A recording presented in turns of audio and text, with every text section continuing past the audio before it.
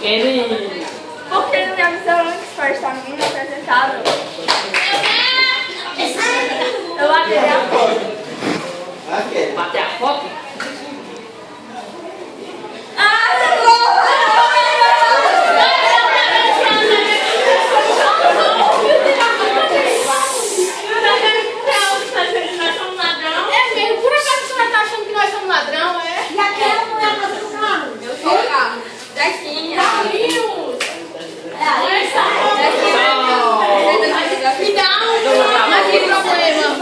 Isso vai ser. Não, eu não acredito que você agora é rico, você tem que ter postura. Mas Nossa Senhora das Mulheres Bonitas, sua mulher bonita até cagando. E você tem que falar com a mulher que você quer, nem sabe nada.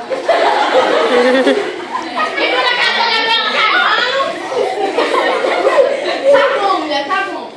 Agora me diz, o que vocês fazem nas horas vagas? O que vocês escutam de música? Jogar fora. Se meu pai for correr a polícia, mais tarde ele vai ficar lá, não. Tá bom. Agora me diz, o que vocês escutam de música? Eu escuto Beethoven. Eu não sabia que o cachorro escuta de música.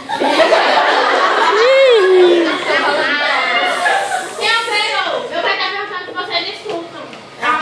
Vocês não vão saber o que é ópera. Talvez então o que é mais popular. Eu também não conheço. Eu nunca vi. Nem eu. Sejam médicos, você quer que eu desenhe? Desenhar? Ah, vai dar desenhista? É melhor botar óculos, porque ninguém vai se ver.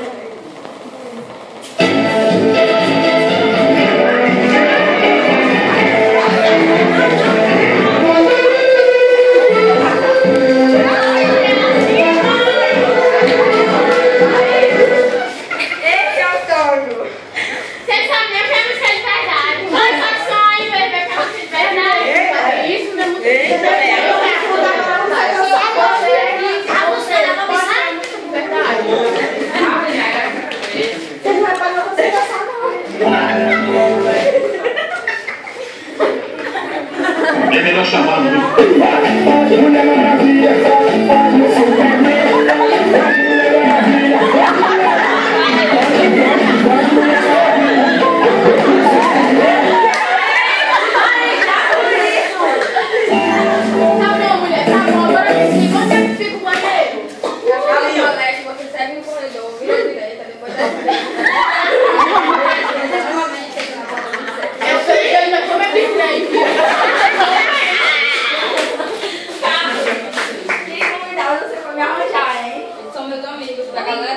Esse que tem que pegar é comigo. A doida da minha sogra, até aturo, mas ele sem pensar.